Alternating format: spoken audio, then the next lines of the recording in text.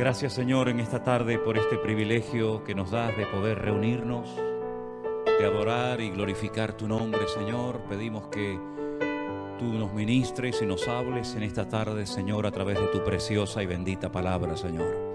Gracias por esta nueva oportunidad. Recibe hoy tú toda la gloria y la honra, Señor, en el nombre de tu amado Hijo Jesús. Amén. Y amén. Gloria a Dios. Pueden tomar asiento, mis hermanos, en esta tarde. Aleluya. Gloria al Señor. ¿Cuántos están contentos de estar aquí esta tarde? Amén. Gloria al Señor. Qué bueno. Me alegro mucho, hermanos. Bueno, vamos a pasar en esta tarde a estudiar la palabra del Señor y vamos a tocar un tema que yo creo que es de vital importancia y más en estos tiempos en los que ha de vivir. Todas las cartas que van dirigidas a iglesias en el Nuevo Testamento, y ya son unas cuantas, ¿verdad? Carta de Pablo a los Corintios, a los Romanos, a los Efesios, a los Filipenses, luego los 7 mensajes que tenemos en el libro de Apocalipsis, a las famosas 7 iglesias, ¿verdad? De todas y de cada una de estas iglesias, estos mensajes que reciben, podemos aprender muchas cosas. No es que en todas las iglesias locales del mundo ocurran todos los problemas que se mencionan en dichas epístolas, pero cuando hay situaciones en las que no sabemos tal vez cómo actuar, cómo deberíamos de comportarnos ante una circunstancia concreta, pues podemos ir al Nuevo Testamento y ver qué consejos, qué mandamientos, qué instrucciones nos da el Señor y aprender para saber cómo comportarnos en todo momento. Hay una iglesia en el Nuevo Testamento que es la iglesia de Corinto, que por distintos motivos y circunstancias siempre fue una iglesia con muchos problemas, con muchas divisiones internas. Y no es que no fuera bien fundamentada, porque la Biblia nos enseña que Pablo estuvo en esta ciudad aproximadamente unos 18 meses. Y no me digan a mí que Pablo no hizo un buen trabajo. Por supuesto que lo hizo. Además, él contaba con la ayuda de aquel matrimonio que le aportó tanta ayuda y tanto apoyo en su ministerio, como fue Priscila y Aquila. Después de marcharse él de pastorear la iglesia, apareció por allí un hermano, un predicador, que la Biblia habla muy bien de él, Apolos, un hombre que dice que era ferviente de espíritu y poderoso en las Escrituras.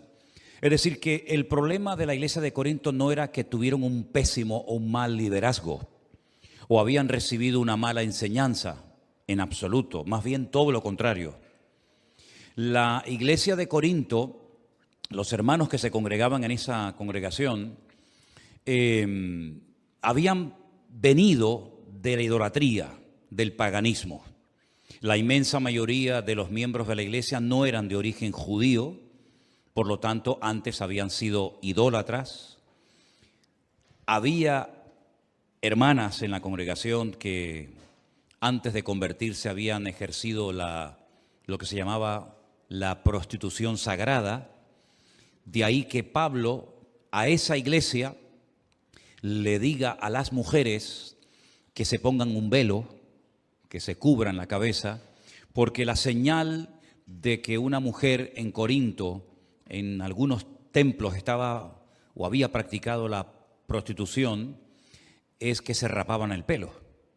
Entonces, cuando estas mujeres se convertían al Señor, pues lógicamente, simplemente mirándolas, todo el mundo podía saber cuál había sido su pasado, y para no avergonzarlas y para que nadie le tuviera por qué recordar lo que estas mujeres habían practicado, Pablo le dice solamente a la iglesia de Corinto, no se lo dice a todas las mujeres de todas las iglesias de la época, sino solamente a esa iglesia, por lo que les estoy contando, que hasta que les crezca el cabello, hasta que tengan el pelo, pues se cubran, se pongan un velo, y así de esa manera pues nadie se tiene por qué estar fijando ni recordándole a nadie su pasado. Dice, pero una vez que le haya crecido el cabello, el pelo, pues la Biblia dice que en lugar de velo a la mujer se le dio el pelo.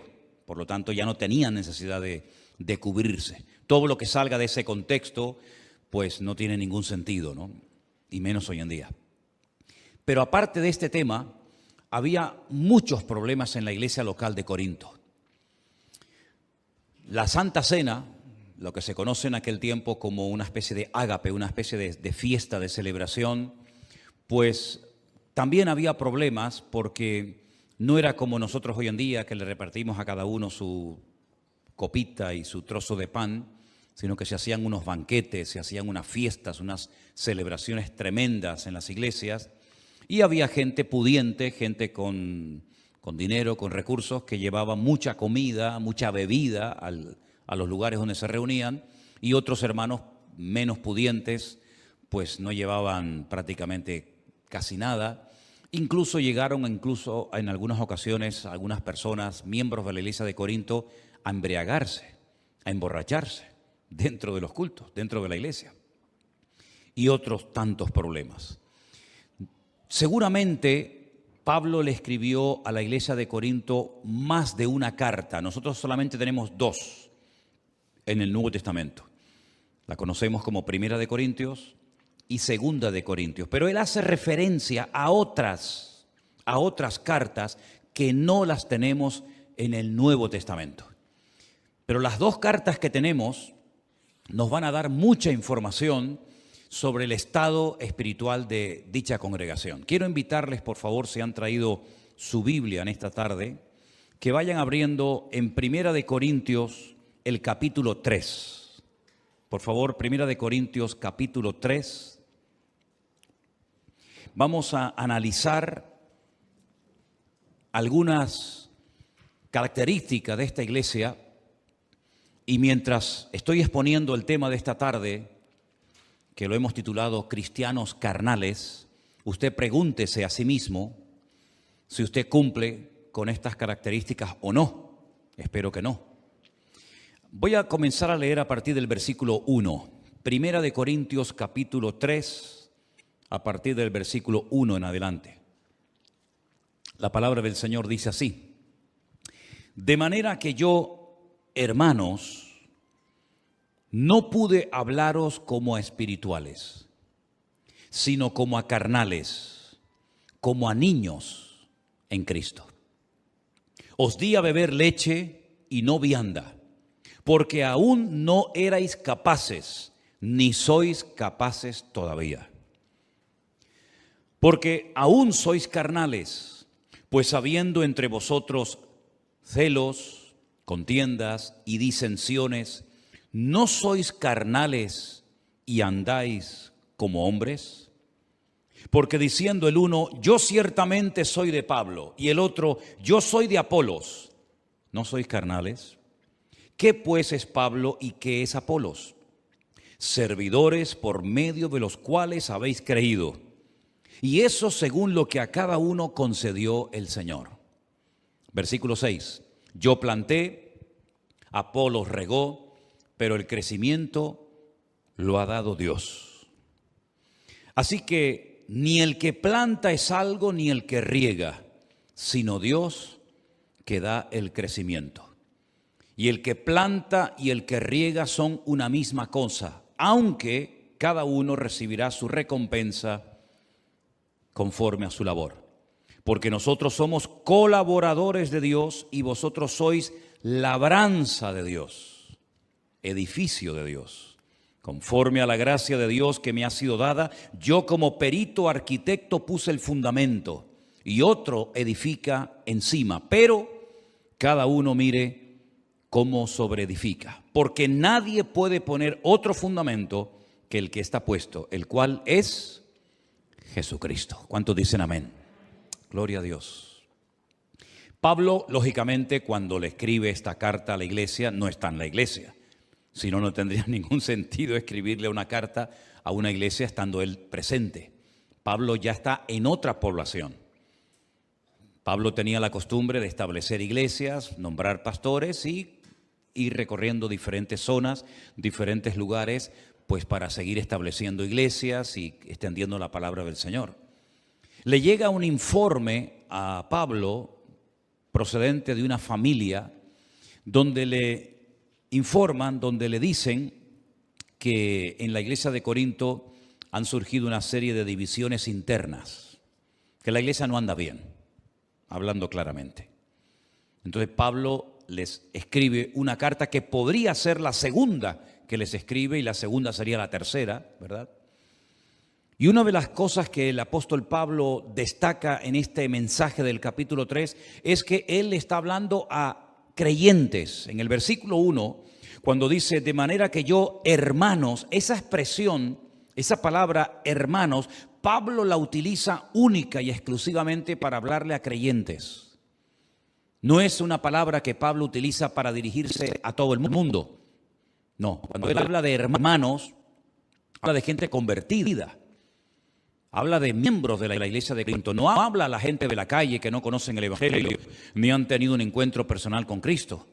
Cuando él dice hermanos, se está dirigiendo a los miembros de la congregación, los que han entendido el evangelio, los que ya llevan tiempo congregándose en esa iglesia. Por lo tanto, esto es muy importante, porque lo que a continuación les va a decir Pablo va dirigido única y exclusivamente a creyentes, no a inconversos. No a gente que no ha entendido el evangelio, sino a creyentes, cristianos, seguidores de Cristo. Y a esos hermanos de esa iglesia les dice, yo no pude hablaros como a espirituales, sino como a carnales, como a niños en Cristo. Si os dais cuenta, Pablo habla de dos tipos de creyentes. Creyentes que los llama él espirituales y creyentes que los llama, como dice aquí, carnales. Y también utiliza la palabra o la expresión niños en Cristo. Busqué la palabra carnales. Saben que el Nuevo Testamento se escribió en griego. Y la palabra que utiliza Pablo cuando habla de carnales es esta que veis ahí en la pantalla. Sarquicos. Y la traducción literal de esa palabra sería mundanos. Mundanos. Es decir, no se estaban comportando los hermanos, los cristianos, los creyentes de la iglesia de Corinto como creyentes, sino como auténticos mundanos, carnales, dice aquí esta versión Reina Valera. En otras palabras, el mundo todavía domina vuestro comportamiento, el mundo todavía domina vuestra forma de hablar, vuestra forma de comportaros, etcétera, etcétera. Claro, la pregunta que nos hacemos a estas alturas, ¿no? Bueno, ¿pueden haber hoy en día en las iglesias cristianos carnales, mundanos, niños en Cristo? ¿O era algo que solamente ocurría en el tiempo de los apóstoles, pero que ya hoy en día, después de tanta enseñanza, después de tanto tiempo, esto ya como que ya no nos afecta a nosotros? No sé qué opinan ustedes, pero mis queridos hermanos, hubo en el pasado cristianos mundanos o carnales, los hay en la actualidad y los seguirán habiendo siempre. Personas que se congregan, personas que leen la Biblia, personas que a lo mejor hasta se han bautizado, personas que participan de la Santa Cena, personas que llevan años congregándose en iglesias, pero que son mundanos. Son personas que no han terminado de romper con el sistema de valores del mundo. Son personas que en la iglesia son una cosa y en el mundo, en la calle, cuando nadie los ve, son otra completamente diferente. Incluso a veces hasta dentro de la misma congregación se comportan como si estuvieran con mundanos o con inconversos. Y Pablo dice que a ese tipo de creyentes no cuestiona su conversión, lo que sí está cuestionando es su madurez, su estabilidad, su firmeza en el Señor, su santidad.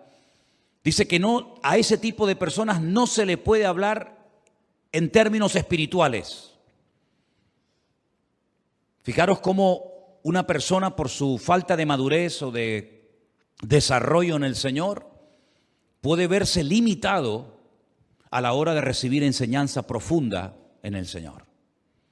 A Pablo estoy convencido de que le hubiera gustado muchísimo hablarle mucho más profundo, darle una enseñanza mucho más profunda a los hermanos de Corinto, pero dice, no pude hablaros como espirituales. sino como a carnales, como a niños en Cristo. En esta misma epístola, pero más adelante en el capítulo 13, el apóstol Pablo dice, cuando yo era niño, hablaba como niño, pensaba como niño, juzgaba o me comportaba como un niño. Mas cuando ya fui hombre, dejé lo que era de niño. Son las distintas etapas de la vida. No se le puede pedir a un niño pequeño que hable, que se comporte, que actúe como un adulto, ni tampoco se le puede pedir a un adulto o se espera de un adulto que se comporte como un niño, porque cada etapa, cada edad de la vida, pues lleva unas características, ¿no? Y el apóstol Pablo dice que estos hermanos de la iglesia de Corinto no habían madurado. Los llama mundanos, sarquicos, es la palabra griega que aparece, carnales, niños en Cristo. Dice que les daba leche, que es lo que comen los niños, no alimento sólido, vianda, porque no eran capaces, ni sois todavía en el momento actual, en el momento de recibir la carta, todavía no habían madurado. Dice, sois carnales, se lo vuelve otra vez a repetir. ¿En qué se basaba Pablo para hablar con tal contundencia a la iglesia? ¿En qué se basaba Pablo? ¿Qué observaba en ellos para llamarles niños, carnales, mundanos? Bueno, ahora lo dice. Hay entre vosotros, versículo 3, celos, contiendas y disensiones. Es decir, la forma como ustedes se están comportando dentro de la iglesia, no digo fuera, sino dentro de la congregación, es una forma típica de un mundano. Son las características típicas de una persona carnal, una persona celosa, envidiosa, que crea divisiones, que hace grupitos, ¿verdad? Que menosprecia a unos en favor de otros, contiendas, disensiones. Es decir, todos creo que tenemos en nuestra casa uno o varios espejos, ¿sí o no? ¿Cuántos tienen espejos en sus casas? Todo el mundo, ¿no? Algunos no pueden vivir sin un espejo. ¿A qué no? Se miran 40 veces en el espejo a lo largo del día. ¿Qué es lo que refleja el espejo? Lo que le pones delante. No te enfades con el espejo si te ves gordo, si te ves viejo, si te ves arrugado, si te ves demasiado canoso, si te ves... No te enfades con el espejo. El espejo proyecta lo que le ponen delante. Ni más ni menos. Hay un espejo en el mundo espiritual en el cual podemos ver nuestra realidad. No lo que me gustaría, sino la realidad mía presente en el momento actual. Y es que mi nivel de madurez se refleja en la forma como me relaciono con mis hermanos en Cristo. Es decir, si tú eres una persona que busca la paz, que no eres celoso, que no eres envidioso, que no te sientes siempre ofendido, una persona que no crea divisiones, ni chismorreos, ni críticas, pues estás demostrando que has entendido lo que es el Evangelio y moverte en paz y en armonía en el cuerpo de Cristo. Si por el contrario reaccionas como estos hermanos de Corinto, de una forma carnal, mundana, hablando mal, pensando mal, criticando, juzgando, cuestionando, etc., entonces es el espejo en el que te puedes ver a ti mismo y te puedes ver reflejado y demostrarte a ti mismo de que tal vez lleves mucho tiempo en la iglesia, tal vez lleves mucho tiempo leyendo la Biblia y sepas mucho de la Biblia, pero como persona, como creyente, tú no has madurado, no has crecido, no te has desarrollado, te has quedado estancado en ese nivel de niño y te comportas como un niño. Te comportas como un niño, hablas como un niño, piensas como un niño, reaccionas como un niño, y todo eso es la evidencia más que clara de que no ha habido madurez, desarrollo en tu vida. Hay otra carta muy bonita y muy interesante que seguramente ustedes la han leído en otras ocasiones, que es la carta a los Hebreos. Conocéis la carta a Hebreos, ¿verdad? No se sabe exactamente quién la escribió, hay muchas opiniones, eso es lo de menos. Pero hay una parte en esa carta en la que el autor dice, debiendo ser ya maestros. Un maestro es una persona que enseña. Un maestro es una persona que tiene algo que compartir y enseñar a los demás. Dice, debiendo ser ya maestros después de tanto tiempo, todavía tenéis necesidad de leche y no de alimento sólido, porque sois inexpertos en la palabra de Dios. Fijaros que no solamente era un problema de los corintios, era también un problema de los gálatas, y un problema de los tesalonicenses, y un problema de los romanos, y un problema que ha habido siempre a lo largo de la historia. Iglesias, creyentes que no crecen, que se quedan raquíticos, anoréxicos, espiritualmente hablando, y que pasa el tiempo, pero están siempre igual o peor. Y esta es la triste realidad de la iglesia de Corinto. Pablo no la oculta. Pablo no dice, bueno, hermanos, no pasa nada. No. Pablo los confronta y Pablo les dice, no les puedo hablar como espirituales, no les puedo dar viandas, sino leche, porque sois mundanos, porque sois carnales, hay divisiones, hay celos, hay envidias entre vosotros. Y pone un ejemplo no de otra iglesia, un ejemplo de lo que estaba pasando allí. Y dice, yo soy de Pablo, otro dice yo soy de Apolos, ¿verdad? No sois carnales y actuáis como niños. Y Pablo dice, nosotros, los predicadores, los pastores que hemos estado ministrando en esa iglesia, dice, nosotros somos servidores por medio de los cuales habéis creído. Y eso según lo que a cada uno concedió el Señor. Más adelante en el versículo 9 dice, nosotros somos colaboradores de Dios y vosotros sois labranza de Dios, edificio de Dios, colaboradores, servidores, instrumentos al fin y al cabo, y ellos lo que estaban haciendo es seguir al instrumento en vez de seguir al Dios que usaba el instrumento. Es como si terminamos adorando, no sé, el martillo, el destornillador o cualquier otra herramienta y no nos damos cuenta de que detrás de ese instrumento, detrás de esa herramienta, hay una mano, hay una persona con nombre, con apellido. Exactamente igual ocurre en la obra de Dios. Dios puede utilizar mucho a un hombre, Dios puede utilizar mucho a una persona a la hora de predicar, a la hora de enseñar, a la hora de fundar una iglesia, a la hora de hacer muchas cosas, pero detrás de ese instrumento, detrás de esa persona de carne y hueso está el Señor, que es al que tenemos que seguir, honrar y adorar, y no al instrumento que Dios está utilizando. Amén, hermanos. Yo he hecho una pequeña lista de 10 características de los cristianos carnales, de los niños en Cristo. Vamos a ir punto por punto analizando cada uno de ellos, y mientras hablamos de cada uno de estos puntos, pregúntate a sí mismo si te sientes identificado o no con lo que voy a compartir. Característica número 1 de los cristianos carnales poco desarrollados o nada desarrollados en Cristo. Se mueven por emociones y sentimientos. Quiero que todos juntos leamos este primer punto, por favor. Se mueven por emociones y sentimientos. ¿Es malo emocionarse o expresar algún tipo de emoción o de sentimiento? No. Dios nos ha creado con la capacidad de llorar, de reír, de emocionarnos, pero las emociones y los sentimientos pueden ser traicioneros, porque son fluctuantes, son cambiantes. No sentimos lo mismo ahora que cuando teníamos 14 años o cuando teníamos 8 años. No sentimos lo mismo todos los días de nuestra vida, ni nos emocionan, ni nos atraen siempre las mismas cosas que a lo mejor hace años sí. Porque vamos cambiando, vamos progresando, ¿verdad? Y no es lo mismo un niño lo que siente, por lo que se emociona con sus juguetes, con sus amigos, que un hombre, una mujer ya casada, con familia, con hijos, ¿verdad?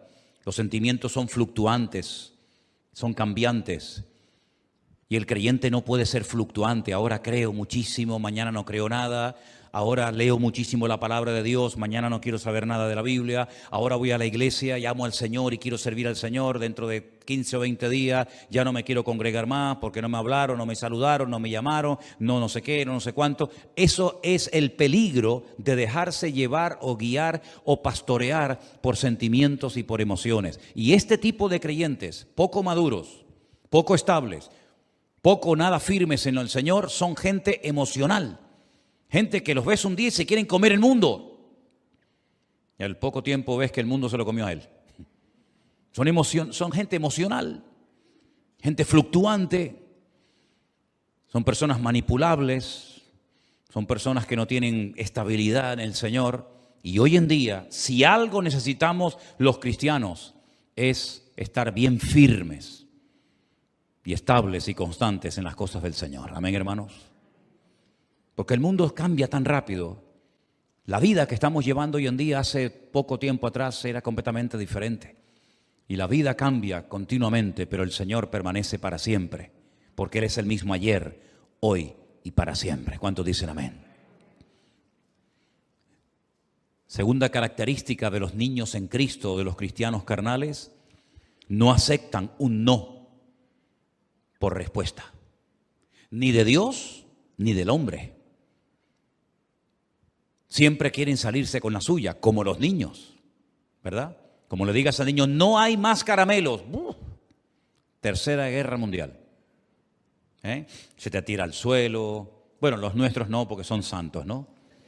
Pero a veces vemos por ahí cada escena que yo digo, madre mía, increíble. Y al final la madre cede y le dice, bueno, toma, para que se calle. Ya ganó el mocoso.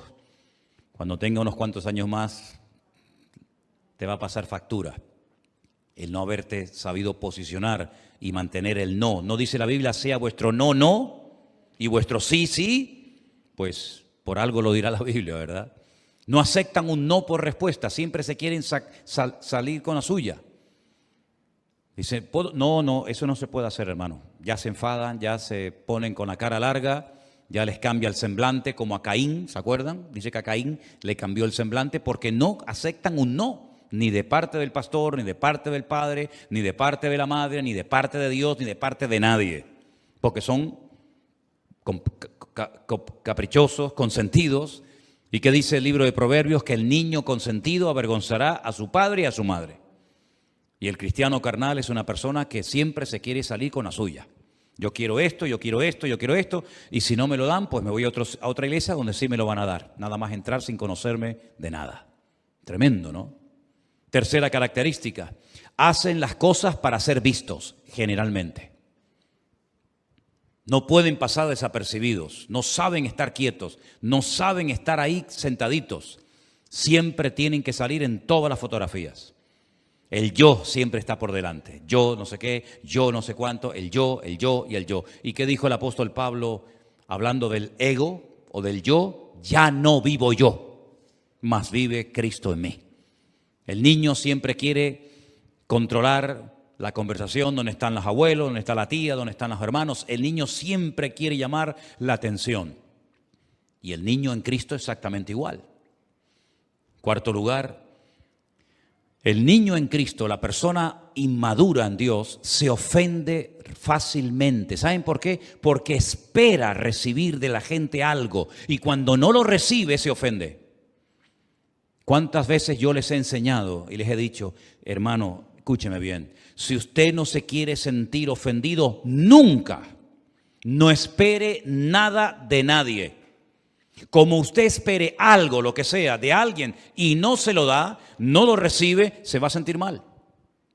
No espere nada de nadie, pero de Dios espere lo que el Señor tenga preparado para usted. Pero el niño en Cristo, la persona inmadura, se ofende cuando no cuentan con él, cuando no le hablan, cuando no sé qué, porque son personas que siempre intentan destacar por encima de los demás. No saben pasar desapercibidos y cuando se les dice que esperen o que oren o que busquen al Señor y que no se precipiten, que no actúen precipitadamente por impulsos, por emociones o sentimientos, se ofenden. Algo que también hemos leído en esta tarde, punto número 5, es que son celosos. Usted no es celoso, ¿verdad? ¿Usted es celoso? ¿Es celosa usted? Los cristianos no tenemos que ser celosos. Si Dios usa a este hermano más que a mí, yo me voy a gozar de que el Señor esté usando a mi hermano más que a mí. Y si el Señor bendice y prospera más a mi hermano que a mí, yo me voy a gozar con la bendición de mi hermano y no voy a tener celos ni envidia de él, sino más bien todo lo contrario. Pero son celosos porque tienen miedo a perder su posición, tienen miedo a perder su sitio. Uy, y si viene alguien que canta mejor que yo, y si viene alguien que toca mejor que yo, y si viene otra persona que lleva menos tiempo que yo en la iglesia o en la escuela dominical o en el culto de jóvenes o donde sea, y resulta que me quita el puesto, como si en la iglesia tuviéramos puestos. El único que tiene su puesto y su lugar garantizado es nuestro Dios. ¿Cuántos dicen amén? Porque algo muy importante que he aprendido en el reino de Dios, que no hay nadie imprescindible, pero el creyente inmaduro, el niño en Cristo, el mundano, el carnal, se siente imprescindible. Y el Señor nos ha mostrado 1000 veces que en la iglesia de Cristo no hay nadie imprescindible. ¿Cuántos dicen amén? Se murió Pablo, el apóstol Pablo, una tremenda pérdida. Seguramente muchos hermanos lamentaron que lo ejecutaran en Roma. ¿Qué va a pasar ahora? Nada. La iglesia siguió adelante. Y murió Juan y Santiago y Timoteo. Y murieron todos los apóstoles de Cristo. ¿Y qué pasó con la iglesia? Siguió adelante, no pasó nada. Y vinieron persecuciones, y vinieron herejías, y vinieron personas a hacer daño a la iglesia. ¿Y qué pasó con la iglesia? Siguió adelante. Porque la promesa de Dios es que las puertas del Hades, del infierno, no prevalecerán contra la iglesia.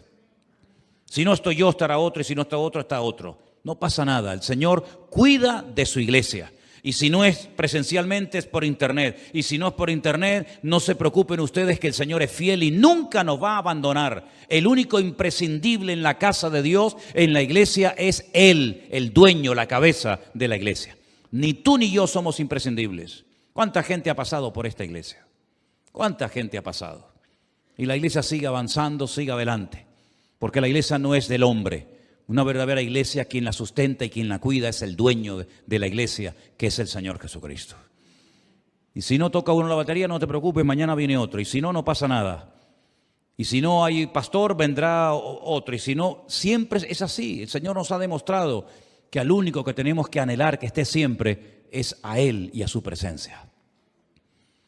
Un punto muy importante también, el número 7, es que siempre están a la defensiva. Cualquier mensaje que uno predique ya se lo toman, se sienten aludidos, porque siempre están con la escopeta cargada, siempre están con las uñas para afuera, a la defensiva. Esto lo está diciendo por mí, seguro. Yo sé que esto me lo está diciendo a mí. Gracias al Señor, con 60 años que voy a cumplir dentro de poco tiempo, nunca he necesitado de un micrófono para decirle a una persona en su propia cara lo que he sentido de parte de Dios decirle. No necesito utilizar el púlpito para decirle a usted, hermano y hermana, lo que creo de parte de Dios que le tenga que decir. ¿Cuántas veces, tal vez ustedes no lo saben, porque si no lo digo, ¿cómo lo van a saber? Pero ¿cuántas veces ha terminado un culto y se me han acercado unas cuantas personas y me han dicho, hermano, hoy el mensaje era todo para mí? Hoy el Señor me habló y resulta que hace 10 minutos me lo dijeron 4 personas y él o ella no se habían dado cuenta. Porque la palabra de Dios es para todos. Y cuando un pastor, por lo menos yo no sé lo que hacen los demás ni me interesa, pero yo cuando predico para toda la congregación y que cada uno sea ministrado conforme a la necesidad de su corazón. Y si el Espíritu Santo te ha hablado y te ha sentido aludido, no te ofendas, dile gracias Señor, porque en esta iglesia cada vez que vengo, tú siempre me hablas. ¿Cuántos dicen amén? Yo particularmente, yo he sido muy pocos años miembro de iglesia porque desde muy joven estoy predicando. Casi de los 17, 18 años estoy predicando y pocas veces he sido miembro de una iglesia. Pero si yo tuviera que elegir una iglesia para mí, para mi familia, jamás me congregaría en una iglesia donde no me sienta aludido. Jamás me sentaría en una iglesia donde me sienta siempre cómodo. Predique de lo que predique el pastor, hable de lo que hable el pastor, el mensaje siempre me pasa por encima de la cabeza. Yo no me congregaría en una iglesia así, porque yo no vendría a una iglesia para que me pasen la mano. Yo no vengo a una iglesia para que me digan qué guapo y qué bonito que soy. Yo vengo a una iglesia para que mi Dios me confronte y me saque la basura que llevo dentro y pode las ramas secas y trate con mi vida y me cambie. Porque la iglesia es el taller de Dios. Es el lugar donde el Señor pone el dedo en la llaga y nos hace ver cosas que a lo mejor nunca en la vida fuimos conscientes de que ese pecado, esa actitud, esa mala costumbre, esa mala palabra, la llevo arrastrando toda mi vida y no me he dado cuenta hasta el día de ayer que el pastor predicó de ese tema. ¿Qué te parece? ¿A quién le ha pasado eso alguna vez? Venir a la iglesia y escuchar una palabra y decir, pero si este soy yo. El Señor me está hablando a mí. Eso me pasó a mí las primeras veces cuando yo me congregaba, recién convertido. Miraba a los lados, créame, literalmente lo digo, no exagero. Miraba a la derecha, miraba a la izquierda, miraba detrás. Pensaba que estaba yo solo en la iglesia porque todo lo que predicaba aquel hombre, me sentía yo aludido y me estaba hablando a mí. Pero no era él, era el Señor a través de él que me estaba hablando a mi vida. ¿Cuántos dicen amén? Y esa es la señal de una iglesia donde está el Espíritu de Dios. Hermanos, no me digan a mí. Si el Señor Jesucristo, con todo mi respeto, voy a poner este ejemplo, entrara ahora mismo por el pasillo de esta congregación y subiera a este púlpito, lógicamente yo me sentaría, faltaría más. Y Él cogiera el micrófono en la mano, aunque yo creo que no le haría ninguna falta. Pero si el Señor Jesucristo se subiera en esta tarde a esta plataforma y nos mirara a cada uno de nosotros a la cara, ¿no tendría nada que decirnos? ¿Sí o no? Vamos, yo estoy ahí sentado y me mira así el Señor Jesucristo y yo, no quiero decir nada feo, pero vamos, tráigame tierra, porque solamente una mirada de Cristo se le dirigió a Pedro, no le dijo ni mu, y Pedro dice salió y lloró amargamente, ¿se acuerdan? Dice, se le quedó mirando y ya con la mirada te lo he dicho todo, como antaño, ya hoy en día eso no existe, los chicos no entienden, pero antiguamente cuando estabas en una casa, en una reunión, y el viejo te hacía así y te transmitía telepáticamente un mensaje, te estaba diciendo o te portas bien o cuando llegue a casa te voy a dar una paliza que te vas a acordar toda tu vida. Todo eso te lo decía con la mirada, ¿sí o no? Hoy en día le mira, le remira, nada, eso no sirve nada. Está en otra frecuencia. Pero en aquella época una mirada del viejo te ponía firme, amigo. Imagínense si el Señor subiera esta tarde a esta plataforma y se te queda mirando sin decirte nada, te lo está diciendo todo, querido. ¿Sí o no? Pues eso tiene que ser una iglesia. No como aquellos que decían nos hemos enriquecido, no tenemos necesidad de nada. Y dice el Señor, he aquí yo estoy a la puerta y llamo, si alguno oye mi voz y abre la puerta, entraré a él, cenaré con él y él conmigo. Habían empezado el culto y habían dejado al Señor fuera, metafóricamente hablando, ¿verdad? Habían empezado la reunión, el culto, la alabanza, la predicación y la presencia del Señor no estaba. ¿Cómo puedo yo saber si en una congregación está o no está la presencia de mi Señor? Porque yo me siento aludido, como si el Señor literalmente me estuviera mirando a la cara, me sentiría tremendamente aludido. Pues en una iglesia cuando se pone la palabra de Dios, la palabra siempre hablará y tocará nuestros corazones. ¿Cuántos dicen amén? Qué maravilla. Yo lamentablemente, digo lamentablemente porque ya me gustaría a mí poder estar ahí sentado y que me predicara otro y que me enseñara la palabra, pero llevo 40 años prácticamente sin que nadie me predique. Pero qué maravilla tiene que ser venir a la iglesia después de un día de trabajo, cansado o en fin, en las circunstancias que sea y sentarte ahí y decir, ¡wow, qué maravilla! Se sube a la plataforma, ora, el Señor lo usa, me habla el Señor con su palabra. Eso es una maravilla, ¿sí o no? A mí para que me hable el Señor tengo yo que orar, tengo que estudiar, tengo que leer la Biblia.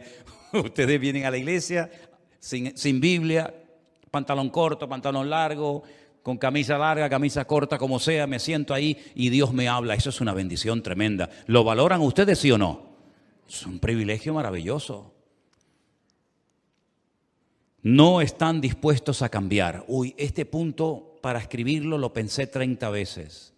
Porque algunos de ustedes dirán, pero hermano, ¿usted cree sinceramente que hay hoy en día gente en las iglesias que no quieren cambiar? ¿Me dejan que les diga un secreto ahora que no nos ve ni nos escucha nadie? Así de gente. Así de gente. Hay mucha gente en las iglesias que no quieren cambiar. No sé a lo que vienen, pero a cambiar no. No quieren cambiar.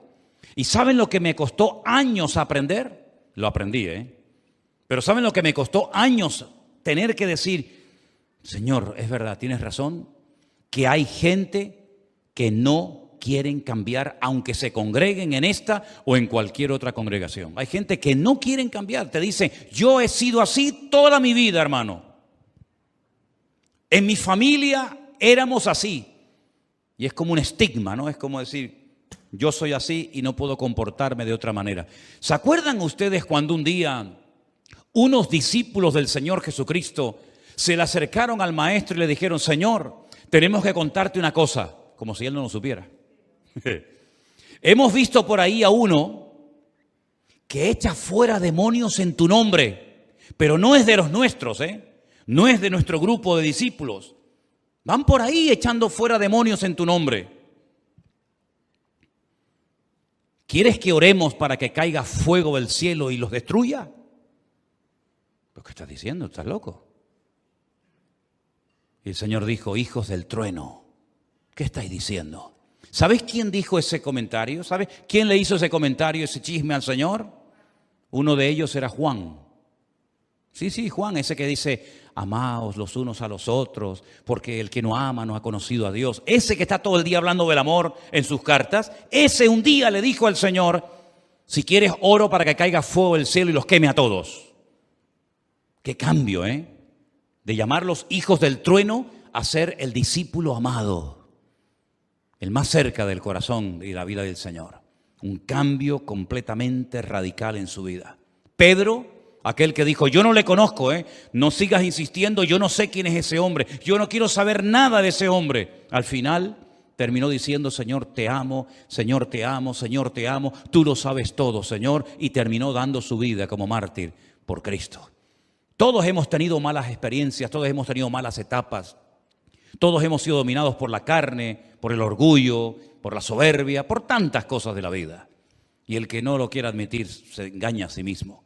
Pero gloria al Señor que en Cristo hay posibilidad de cambio, que nuestro carácter puede ser domado y presentado a los pies de Cristo y no ser un esclavo de ese apellido que siempre ha sido así los hombres en mi casa, en mi familia, y no ser dominado por las pasiones y no ser dominado por mi carácter, sino ser dominado y controlado por el Espíritu Santo de Dios, que es mansedumbre, fe, templanza, amor, paciencia. Contra tales cosas no hay ningún tipo de ley. ¿Qué ley le vas a poner al amor? No se amen tanto.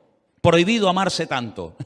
Prohibido tener mucha paciencia. No se le puede poner fronteras al campo. No se le puede poner fronteras, ¿verdad?, al viento ni al fruto del Espíritu de Dios. ¿Por qué? Porque la Biblia nos enseña que el que quiere cambiar puede cambiar en el nombre del Señor. No es fácil, lleva tiempo, pero si queremos cambiar, Dios tratará con nuestra vida y nos cambiará. Pero los carnales, los que se acostumbran a ser cristianos mundanos, dominados por el mundo, por las pasiones del mundo, por las modas del mundo, por el estilo de vida del mundo, pues no quieren cambiar, porque si quisieran cambiar ya habrían cambiado. Número 9, condenan a los demás para justificarse a sí mismos. ¿Conocen gente así? Esto se llama en psicología proyección. Esto es muy típico en los niños. Mira, precisamente en los niños. Estamos hablando de niños, ¿no? Estamos hablando de niños en Cristo. ¿Quién pintó la pared? A ver, ¿quién pintó la pared aquí? ¿Quién hizo ese dibujo? Y te dice el niño, yo no. ¿Quién fue? Él. Y vas a él y ¿quién fue? No, él. Les da miedo decir, fui yo pinté la pared. Proyectamos en el otro, ¿verdad? Por miedo a reconocer que fui yo el que pinté la pared, el que dije esto o hice aquello. Y el cristiano carnal, el niño en Cristo, es la persona que dice, hay peores en la iglesia que yo. ¿Conocen gente así? Bueno, fumar tampoco es tan grave. Criticar es peor que fumar. O fumar es...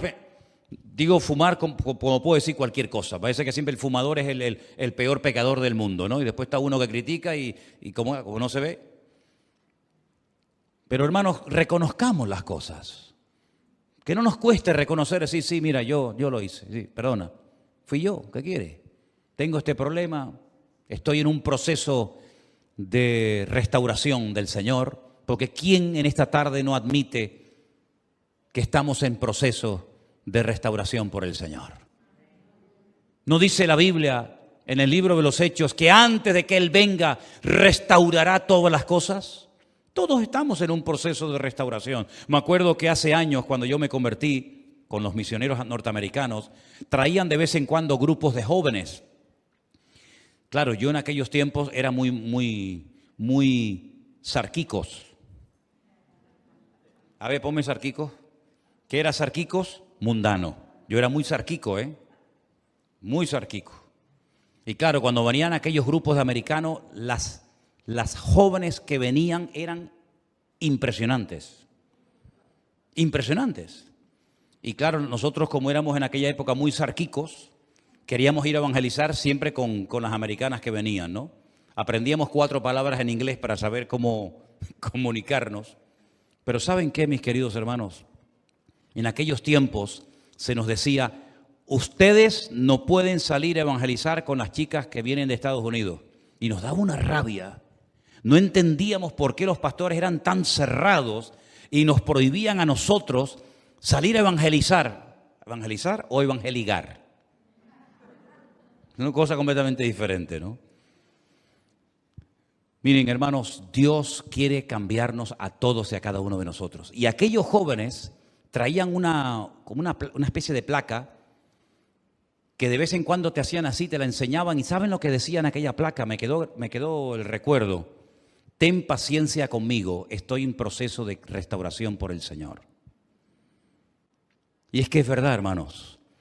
Nuestra vida está constantemente cambiando. Dicen que cada 7 años, en cuanto a células y todo el organismo del cuerpo, dicen que cada 7 años tenemos un cuerpo nuevo. Pues no sé, algunos se lo habrán dado de segunda mano porque, ¿no? Si cada 7 años tenemos un cuerpo nuevo, no sé por qué hay algunas cosas que ya no funcionan como funcionaban antes, ¿no? Pero y espiritualmente hablando, dice la Biblia que por fuera nos vamos desgastando, pero el hombre interior se va renovando cada día a la imagen de Cristo. ¿Cuántos dicen amén? No condenamos a nadie, no justificamos nuestros pecados, censurando a los demás. ¿Se acuerdan ustedes la actitud del hermano del hijo pródigo? ¿Cuánto se ha hablado del hijo pródigo, Y qué poquito se habla del hermano del hijo pródigo. El hermano del hijo pródigo era un carnal. Era un envidioso que en vez de alegrarse con el retorno al hogar de su hermano, se enfada y dice, ¿esta fiesta qué es? No, es que hay una fiesta porque tu hermano ha regresado y no quiere entrar a la fiesta, ni come ni deja comer. ¿Verdad? Están siempre enfadados con ellos, con el mundo, con todo el mundo está enfadado siempre el cristiano carnal. Todo está mal menos él. Y tiene que salir el padre afuera y decirle, pero hijo, entra, que tu hermano había muerto y ahora está vivo. Y le dice, este es tu hijo. ¿Cómo que este es tu hijo? ¿Qué forma de hablar es esa, hombre? Este es tu hijo, no, este es tu hermano. Que tú también eres hijo mío. Porque vivió siempre en esa amargura, en ese no querer cambiar, aunque era como esa mosquita muerta que no habla pero las mata callando, ¿no? Dice el refrán. No justificamos nuestros pecados condenándonos a otro y finalmente las personas que son niños en Cristo, fluctuantes, inmaduras, carnales, son inseguros, inconstantes y poco fiables. Porque hoy te dicen una cosa y mañana te dicen otra. Porque hoy quieren una cosa y mañana eso ya lo odian y quieren otra. Por el contrario, si quieres saber cómo es un cristiano maduro y espiritual, pon esta lista pero a lo contrario. Y te vas a dar cuenta de que eso es lo que el Señor anhela para todos y para cada uno de nosotros. Que maduremos. Como dice 1 Corintios capítulo 15, y quiero leerles este versículo un momentito. 1 Corintios capítulo 15, versículo 58. Si pueden, hagan un esfuerzo y apréndanse este versículo de memoria. Fue uno de los primeros que yo aprendí hace mucho tiempo atrás. Así que, hermanos míos, estad firmes y constantes, creciendo en la obra del Señor siempre, sabiendo que vuestro trabajo en el Señor no es en vano. Vamos a decirlo todos juntos, por favor. Así que, hermanos míos, estad firmes y constantes creciendo en la obra del Señor siempre, sabiendo que vuestro trabajo en el Señor no es en vano. ¿Cuántos dicen amén? ¿Usted quiere ser un cristiano ¿Carnal, mundano o quiere ser un cristiano maduro? Maduro, firme en el Señor. Voy a dar la clave para que usted pueda llegar a ese nivel. Así que, hermanos, os ruego por las misericordias de Dios que presentéis vuestros cuerpos en sacrificio vivo, santo, agradable a Dios, que es vuestro culto racional. No os conforméis a este siglo, sino transformaos por medio de la renovación de vuestro entendimiento, para que podáis comprobar cuál es la buena voluntad de Dios, agradable y perfecta. Es una entrega total cada día al Señor. No llegar a un nivel de decir, bueno, ya me conformo, ya me acomodo, ya aquí me quedo estancado, satisfecho, sino cada día presento algo más al Señor. Hoy es una cosa, mañana será otra, pidiéndole al Señor que limpie, que cambie, que transforme mi mente, mi sala de máquinas, para que todo mi ser, espíritu, alma y cuerpo, y lógicamente también incluida la mente, ¿verdad?, pues esté al servicio del Señor y de su obra, y que mi naturaleza humana no me lleve al pecado, que mi naturaleza humana separada de Dios no me domine, no me controle, que es lo que la Biblia llama la carne, ¿verdad? Los que son de la carne, ¿en qué piensan? En las cosas de la carne. Y los que son del Espíritu, en las cosas del Espíritu. Y el ocuparse de la carne, que es muerte, pero el ocuparse del Espíritu es vida. Ese cambio, esos pasos para cambiar, soy yo el que los tengo que dar. Una cosa es venir a la iglesia y escuchar los estudios, las predicaciones y cantar al Señor. Todo eso está muy bien. Pero luego hay un trabajo personal insustituible que nada ni nadie puede ocuparlo, sino tú solo. Tu mujer puede ser una mujer muy espiritual, o tú puedes ser como varón, un hombre muy espiritual, y a lo mejor tu esposa no, o tus hijos más que tú, o al contrario. Pero es que el crecimiento es individual, no es colectivo. Una cosa es la iglesia, pero luego la iglesia está formada por mucha gente. Unos de un país, otros de otro país, de una cultura, de una edad, de otra edad, ¿verdad? De un trasfondo, de otro trasfondo. Por lo tanto, el crecimiento es individual. Y para poder crecer, uno tiene que anhelar querer crecer. Y tienes que poner la mirada única y exclusivamente en el Señor. Y correr con paciencia, no querer cambiar en 3 días, porque te estarías engañando a ti misma. Si quieres mañana ser la mujer más madura y espiritual de Canarias. Eso no funciona así. Esto es un día y otro, y otro, y otro, y otro, con ganas, sin ganas, con lluvia, con sol, con dinero, sin dinero. Sigo siendo un hijo de Dios. Amén. Cierra tus ojos ahí donde estás.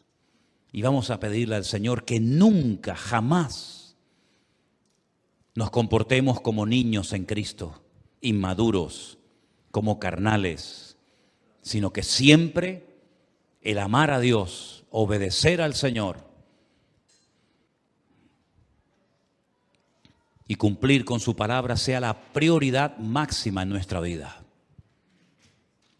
Hay que anhelar crecer, hay que querer crecer y cambiar en el nombre del Señor. Y nuestra relación con los hermanos es el espejo que proyecta mi nivel de madurez en el día de hoy. Por eso queremos, Señor, como iglesia y también personalmente, pedirte, oh Señor, en esta tarde, que tú nos ayudes a crecer, a esforzarnos, a poner nuestra vida ante el altar tuyo como sacrificio vivo. Y te pedimos, oh Señor, en el nombre soberano y bendito de Jesús, cámbianos, renuévanos, transfórmanos, Señor. Y te damos gracias porque sabemos que en Cristo hay victoria, hay esperanza y hay la posibilidad de mejorar y de cambiar. Porque tú que habitas en nosotros puedes producir desde dentro de nosotros ese cambio para que el mundo vea que cuando una persona se pone en las manos de Dios, esa persona puede cambiar para la gloria y la honra del Señor. En el nombre de Jesús. Amén.